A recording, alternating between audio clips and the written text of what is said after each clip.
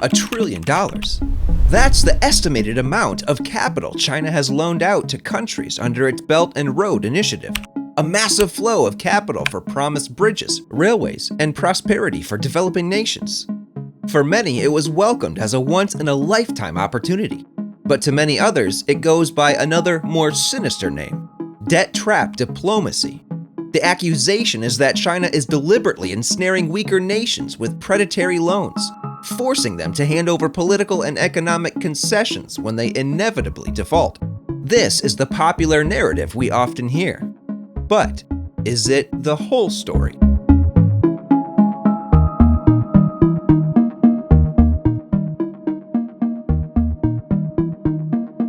This is Sri Lanka's Hambantota port, a mega project, a symbol of an entire nation's economic ambitions. But with billions of dollars in Chinese loans, it was meant to become a bustling maritime hub, bringing wealth to the island. But the gamble failed. Not enough ships docked to generate revenue, and Sri Lanka quickly realized it couldn't repay its massive debt. The price was steep. In 2017, the Sri Lankan government was forced to hand over control of the port, along with 15,000 acres of surrounding land, to a Chinese company on a 99-year lease. The story of Hambantota Port is the textbook case that any Western scholar or politician will point to when talking about debt trap diplomacy. But here's a fact that not everyone knows. That concept wasn't born from the ashes of the Sri Lankan crisis. It has been existing for quite a long time. To be more specific, it was coined 4 years before the Hambantota lease was ever signed. It all started in September 2013. In a speech in Kazakhstan, Chinese President Xi Jinping first announced the Silk Road Economic Belt. A month later in Indonesia, he proposed the 21st Century Maritime Silk Road. Together, these two initiatives formed the colossal plan known as the Belt and Road Initiative, or BRI. The ambition of the BRI is undeniable. It aims to connect Asia, Africa, and Europe through vast land and sea networks, improving regional integration, boosting trade, and stimulating economic growth. For many developing countries, especially in Africa and Southeast Asia, the BRI is a savior. However, the narrative began to shift in 2017. Nearly 4 years after the debut of BRI, an Indian scholar named Brahma Sholani published an article on the Project Syndicate website. He used a phrase that would come to define the entire debate around China's initiative: debt trap diplomacy.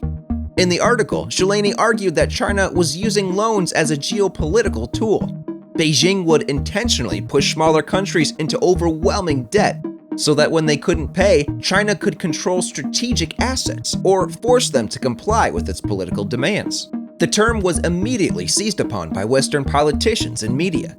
It was catchy, memorable, and most importantly, it painted a terrifying picture of a rising China with sinister motives. From a promising development initiative, the BRI suddenly became, in the eyes of many, a tool of neo-colonism, an era where empires don't use force to seize land, but sophisticated financial maneuvering. This is how the concept of debt trap was born and embedded itself in the global consciousness. The debt trap accusations. So, according to the accusations, how does this debt trap actually work? Imagine you're a financial lord with a huge pile of cash you want to lend out for a profit.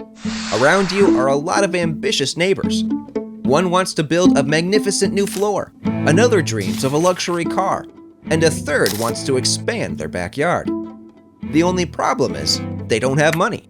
So a perfect plan starts to form in your head, and it unfolds in 4 steps. Step 1, select your potential debtor. You'll target neighbors with strategic locations.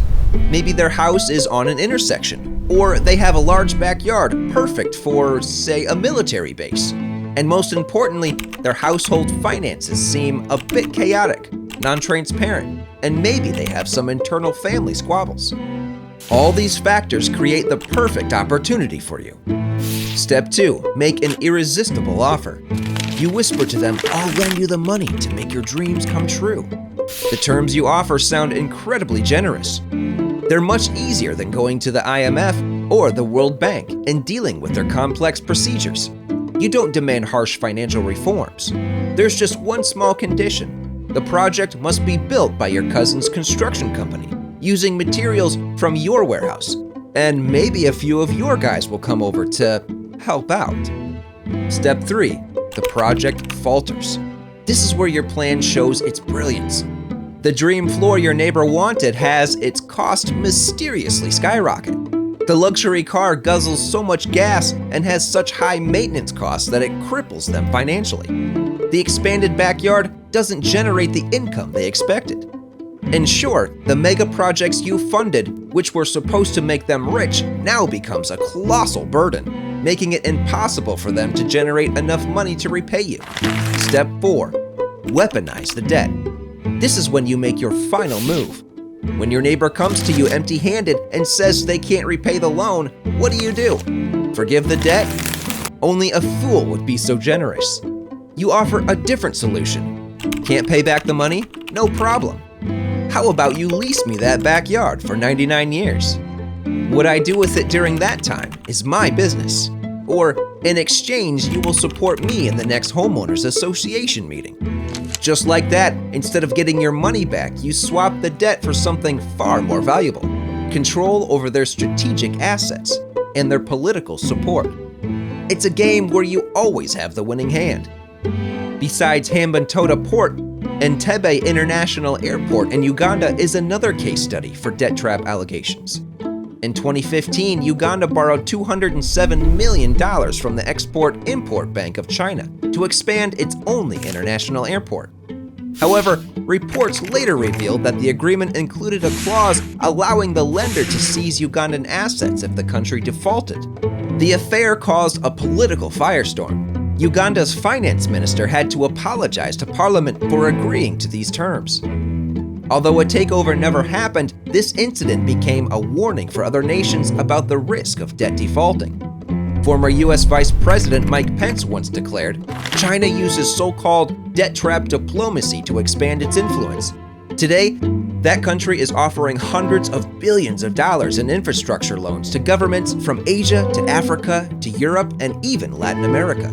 Yet the terms of those loans are opaque at best, and the benefits invariably flow overwhelmingly to Beijing.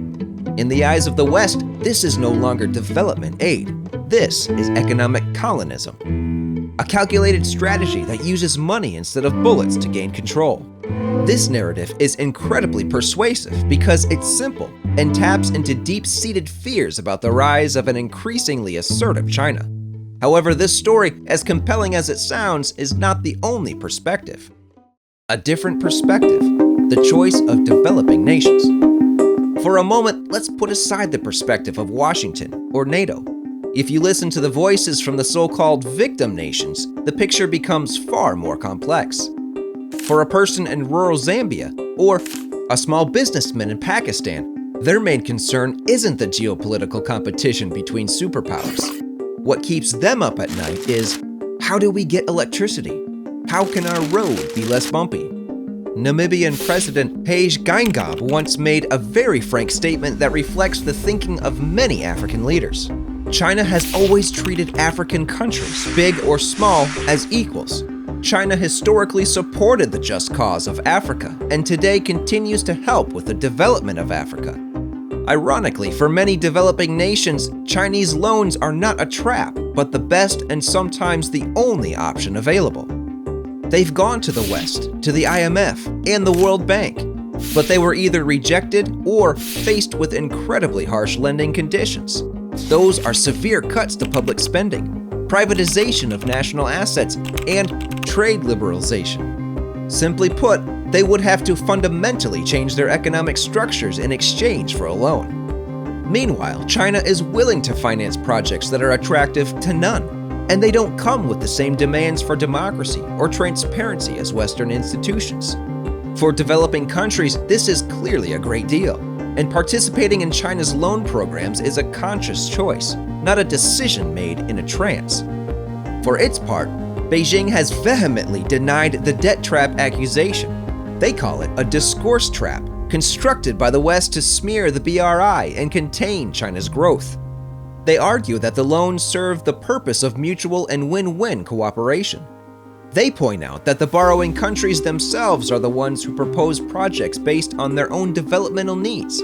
China forces no one to borrow their money, but they also present numbers to prove the positive impact of the BRI.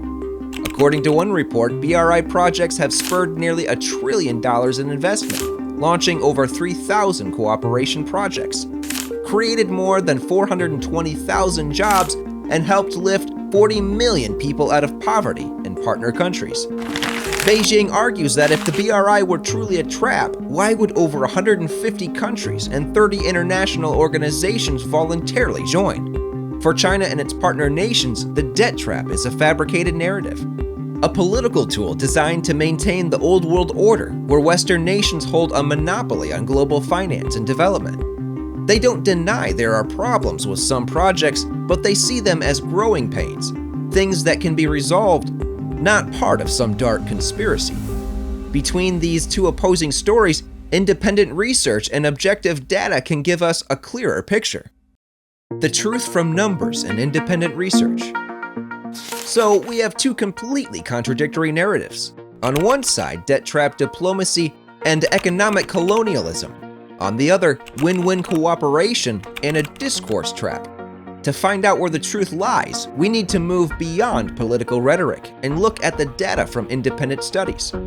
One of the most respected academic voices in this field is Professor Deborah Brodigan, director of the China-Africa Research Initiative at Johns Hopkins University. After years of researching thousands of Chinese loan agreements, she and her colleagues came to a surprising conclusion. They found no evidence that China is deliberately pushing countries into debt traps to seize their assets. Let's go back to Exhibit A, the Hambantota port. Brodingham's research showed that the Western narrative about this case omits several critical details. First, the idea to build a port at Hambantota didn't come from China. It came from the family of Sri Lanka's former president, Mahinda Rajapaksa. They only turned to China after being denied by the United States and India. Second, and most importantly, at the time Sri Lanka ran into trouble, its debt to China was only a small fraction of its total foreign debt. The majority of it was owned to Western creditors, Japan, and international capital markets. Therefore, blaming China entirely for Sri Lanka's debt crisis is not entirely accurate. Third, the leasing of the port was not an asset seizure by China. It was actually a commercial transaction proposed by the new Sri Lankan government. It was a move to solve the problem of a loss-making port while also bringing in foreign currency to support other economic activities. Furthermore, evidence shows that when a country is genuinely unable to repay its debt, China's typical response is not to seize assets. Instead, they have repeatedly restructured, extended, or even forgiven parts of the debt. Countries like Angola, Ethiopia, and most recently Zambia have all reached debt restructuring agreements with China. This suggests Beijing is more flexible and willing to negotiate, rather than the ruthless creditor portrayed in the debt trap story. Finally, people are so busy fixating on Beijing's role that they sometimes forget the responsibility of the borrowing countries themselves in this story. Many failed projects are not solely China's fault. They are also the result of rampant corruption, weak governance, and a lack of foresight from local officials. Politicians sometimes choose grandiose, unrealistic projects to burnish their reputations, instead of the infrastructure that the economies actually need. Conclusion: as you can see, the reality is far more complex than the simple debt trap story told by the West. This isn't a premeditated conspiracy, but a high-stakes game where economic ambition, geopolitical calculations, management mistakes, and genuine development opportunities are all intertwined. Therefore, the critical question isn't, is it a trap? But rather, how can these risks be managed to ensure that infrastructure projects truly lead to sustainable prosperity? The answer to that question lies not elsewhere, but within the nations themselves.